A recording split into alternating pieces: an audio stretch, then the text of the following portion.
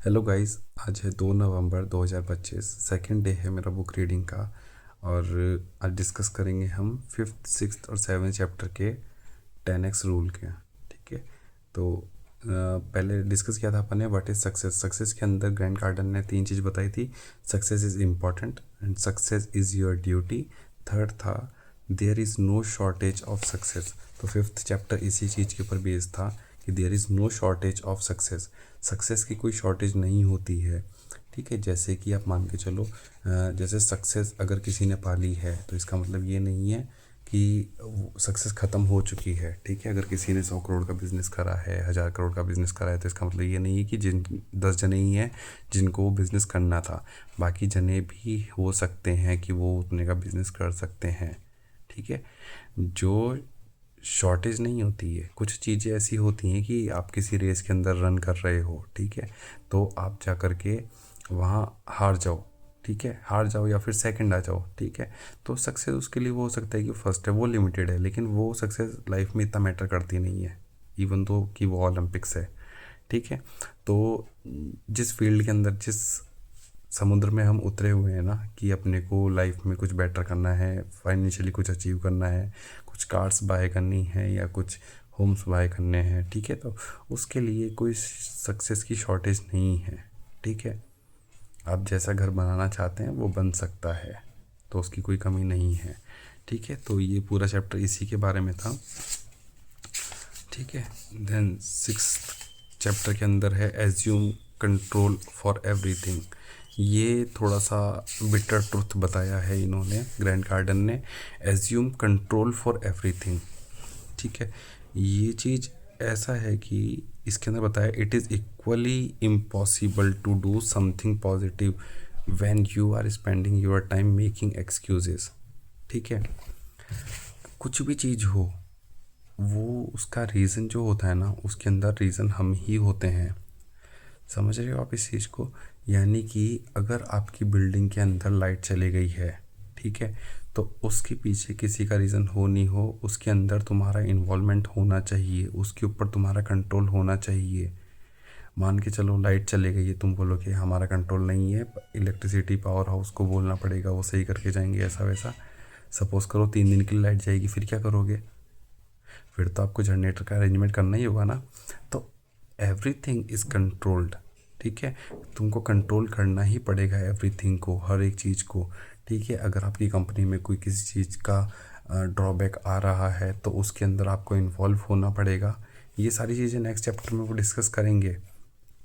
ठीक है। कि हर चीज़ के अंदर आपका इन्वॉल्वमेंट होना ज़रूरी है। सेल्स डाउन हो रही है, आपको उसके अंदर ध्यान देना होगा। प्रोडक्शन अगर कम हो रहा है, उसके अंदर आपको ध्यान देना होगा। अगर लोग अच्छा फील नहीं कर रहे हैं कंपनी के अंदर, तो आपको उसके अंदर ध्यान देना होगा। आप अगर डिमोटिवेट हो रहे हो तो उसके अंदर आपको ध्यान देना होगा। Each and every circumstances. ठीक है। You have to be controlled. ठीक है। आपको उसके अंदर कंट्रोल करना ही होगा। ठीक है। तो 6th चैप्टर इस चीज़ के बारे में था।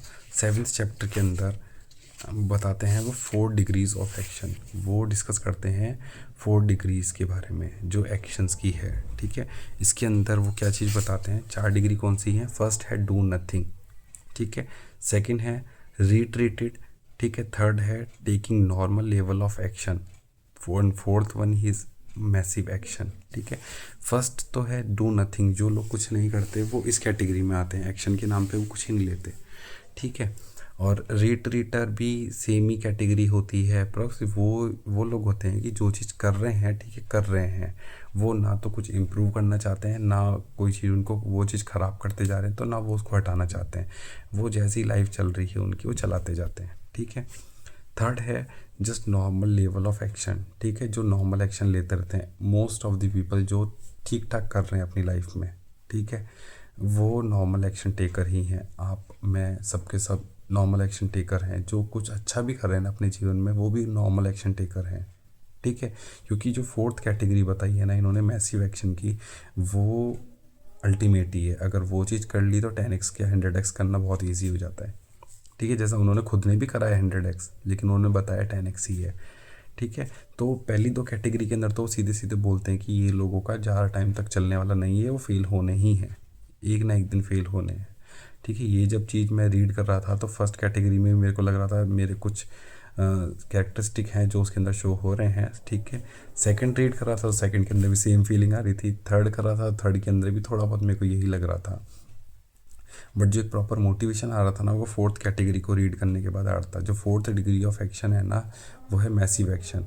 जैसा कि इन्होंने बताया ग्रैंड कार्डन ने, जब उनकी लाइफ के अंदर जब वो 10 साल के थे, जब उनके फादर पास अवे हो चुके थे, जब उनके फादर ख़त्म हो गए थे, ठीक है।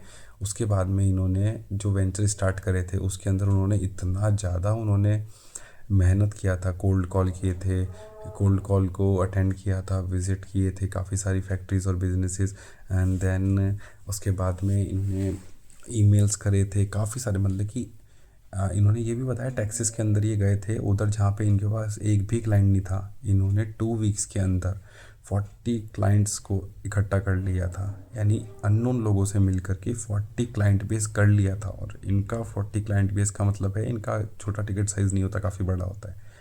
तो मतलब एक अच्छे खासा मार्केट के अंदर नाम बना लिया था, ठीक है, विद इन 2 वीक्स। तो वो सब किस लिए हुआ? मैसिव एक्शन की वजह से। आप ये मान के चलो कि जैसे अगर कोई छोड़ो, ग्रैंड गार्डन नहीं सुबह मॉर्निंग के अंदर स्टार्ट करते थे, वो इतने सारे मैसिव एक्शन लेते थे कि है कि किस चीज़ की कमी आ रही है उसी चीज़ के अंदर मैसिव एक्शन, सेल्स बढ़ानी है सेल्स के अंदर मैसिव एक्शन, प्रोडक्शन के अंदर massive action, team HR systems के अंदर, ऑपरेशंस के अंदर, सबके अंदर मैसिव एक्शन लेना बताया, ठीक है। काफ़ी मोटिवेशनल था। तो इससे ये सीखने मिली है कि मैसिव एक्शन लेने पड़ेंगे, लेकिन कुछ लोगों की बॉडी टाइप होती नहीं कि मैसिव एक्शन ले सके। अब मेरे को जैसे लगता है लेथार्जिक हूँ, ठीक है, मैसिव एक्शन लेने के नाम पे सेकंड डे मेरा काफ़ी बोरियत भरा गया, मतलब कि डीमोटिवेटेड लग रहा था चैलेंज के सेकंड डे पे, ठीक है। तो इस चीज़ को भी इम्प्रूव करना पड़ेगा मेरे को, ठीक है। तो मेरा नेचर चेंज कैसे होगा? अब एक्सरसाइज से, मेडिटेशन से, ये सारी चीज़ें करूँगा तो हो सकता है कि 1 महीने के अंदर अंदर मैं मैसिव एक्शन लेने के लिए रेडी हो जाऊँ, ठीक है।